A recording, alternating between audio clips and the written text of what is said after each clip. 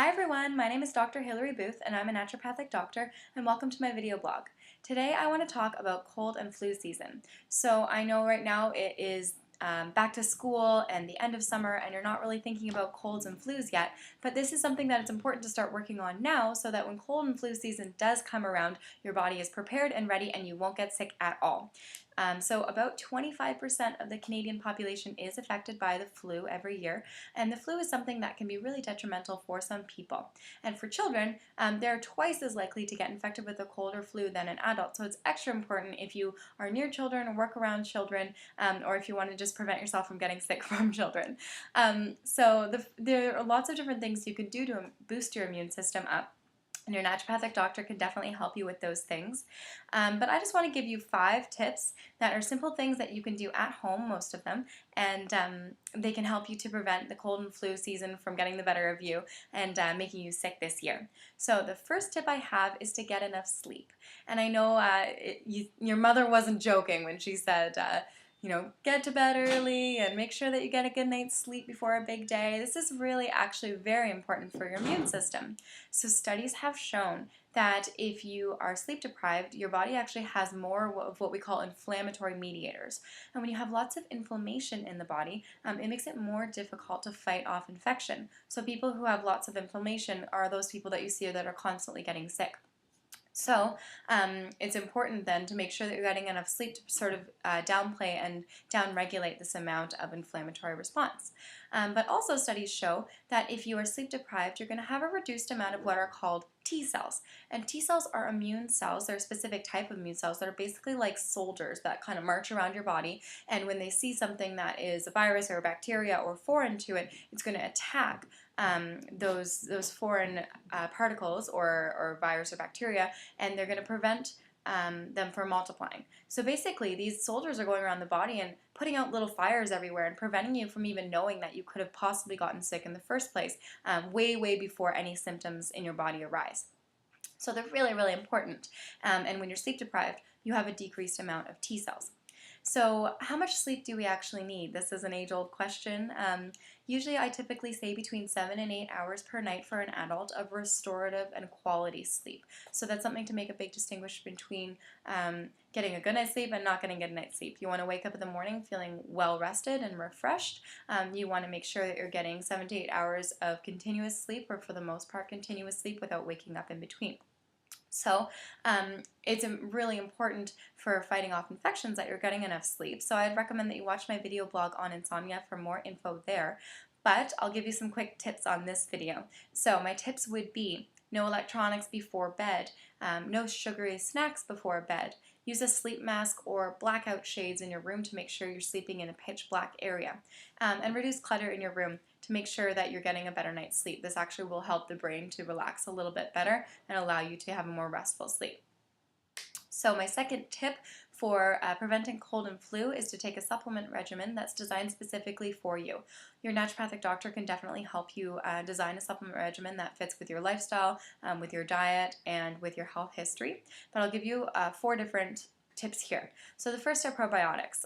This is something that I know I chat a lot about, but most of your immune system is in your gut. So probiotics basically are good bacteria. They're going to populate themselves along the gut lining, and they're going to prevent the bad bacteria from setting up shop on your gut lining and multiplying there. So when you have good bacteria, it's also going to help boost your immune system up, and so that you're able to better fight off infections. So again, you watch my video on probiotics for more information about this. There are other supplements that you can use. Vitamin C is a really easy one. Vitamin C, when your body actually is sick, your body actually increases its absorption threshold for vitamin C, so you can actually take more vitamin C when you're sick than otherwise, which is really an interesting tidbit. Vitamin C does lots and lots of stuff for immune boosting. I won't get into the microbiology of it here, but usually 2 to 4 grams per day. It sounds like quite a lot, but it is a really good preventative measure for making sure that your immune system's functioning well. And you can increase this amount if you feel a cold or flu coming on.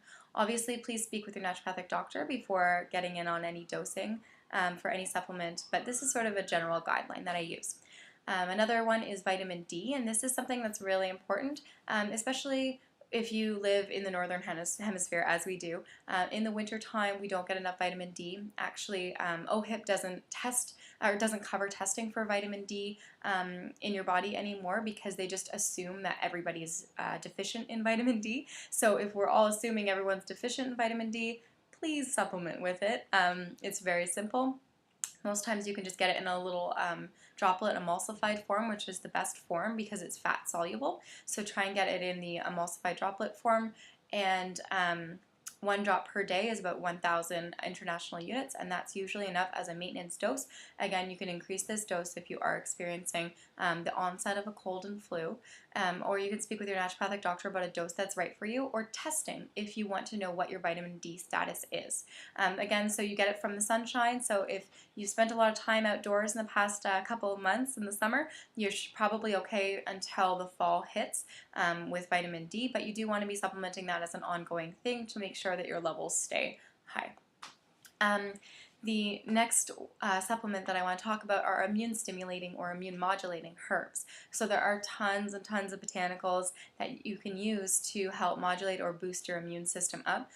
Everything from Ganoderma, which is a type of mushroom, to Echinacea, which I'm sure have heard lots and lots about. There are some really, really potent and really great herbs out there. If you're one of these people that gets sick frequently, can't afford to get sick, or is around a lot of sick people, or you notice that you're really run down all the time, doing some immune stimulating or immune modulating herbal formulations recommended by your naturopathic doctor is the way to go. This is the most potent and strongest way of ensuring that you're going to fight off all colds and flus before you even know that you're fighting them off.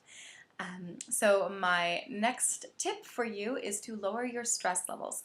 Now, most people know that how you're feeling when you've been go too hard for too long, and then your body starts to fail you, and you start to feel run down, and you never feel 100%. You always feel a little tired, kind of behind the 8 ball on that one. And you may notice that if someone around you gets sick, you're definitely getting sick, or at least a little bit of a tickle in your throat. This is probably because your stress levels are affecting what's called your cortisol. Your cortisol is your stress hormone, which is a really great thing. We need cortisol, especially on a short-term basis. But again, if you're pushing yourself for too long and too hard, this cortisol level is going to start to have negative effects on your body. So if you have difficulty sleeping, abdominal weight gain, fatigue in the morning, fatigue especially at 2 or 3 in the afternoon, if you feel you get frequent cold and flus, difficulty coping with stress, or difficulty winding down or relaxing at the end of a day, you probably have some sort of adrenal insufficiency or disturbance where your cortisol is not functioning the way that it should. So you should do testing. Your naturopathic doctor can definitely do that for you. I always recommend a 4-point cortisol to help us get an idea of how it's going throughout the day. And then from there, after you know what your levels are like, you can do supplementation, either to boost your cortisol levels or reduce your cortisol levels to bring them back into normal range. And this has a huge effect on your immune system. So if you can bring that cortisol level back in check, your immune system will then be able to function at its optimal level. Otherwise, your cortisol has huge negative impacts on your immune system if it's out of balance. So please speak with an ND though to make sure that the formulation is right for you, because if your cortisol is high and you do boosting supplements, it's going to make you worse, and if it's low and you do diminishing supplements, it's obviously going to make you worse as well. But there are also lifestyle things you can do to reduce your stress and bring you back into balance. Some of these things include learning to say no, learning to ask for help if you need it, doing deep breathing, doing meditation or yoga is absolutely wonderful. Taking time for yourself, it sounds really simple, but most of us don't do it, and we neglect ourselves, we put ourselves last, which is really great and selfless, but at the same time it can be giving your body a hit on its health. So my next step for you is super simple. It's just hygiene. Health Canada has it right on this one. Wash your hands frequently, especially after being in a public place. Make sure you wipe down surfaces often. A lot of people forget to wipe down door handles and light switches, those kinds of things, where those are the things that are coming into contact with lots and lots of people all the time. So wipe them down. Share computers, for example. And good hygiene can really go a long way to preventing cold and flu. So my last, but definitely not least suggestion for preventing cold and flu is good nutrition. Nutrition is always the cornerstone of everything that I do with my patients, but here are a few really simple things to try. The first is drink more water. Water will help flush out things from your system. It'll help flush out those soldiers have gone and attacked your viruses, your bacteria, whatever. It'll help to flush that out. But it also makes sure that your body is functioning optimally on so many levels. It'll make you feel better overall. So please have a water bottle with you, glass again, or stainless steel, not plastic. And please be intaking water all the way throughout your day. My next quick nutrition tip is to eliminate dairy, especially if you're sick, because it's mucus forming. So you notice if you get that congestion, that sinus congestion, or you're coughing up some phlegm, that kind of thing, take the dairy out and it will help reduce that dramatically. The next one is to just eat lots of dark, leafy, green vegetables or dark pigmented vegetables. These ones are highest in antioxidants, especially in vitamin C, which we spoke about earlier. It's always great to get it through nutrition, not just supplementation. But these high amounts of antioxidants and vitamins are all used to replenish and regenerate your immune system in your body, and they're very, very important. Your immune system can't function without it. Similarly to that, you need to eat protein. Protein, those soldiers that I keep talking about, are made of protein. So they cannot physically be made. Your body can't make an army without protein. So make sure that you're having good quality of sources of protein with every single meal. Use protein for your snacks especially, and this is going to help build your immune system. It's going to go a long way. Finally, eliminate sugar. Each time that you eat sugar from in your diet, it actually takes your immune system way back a bunch of notches. So it diminishes the function of the immune system with every sugar intake. So please curb your sugar cravings with healthier choices. For example, you can do almond butter and an apple. It's delicious.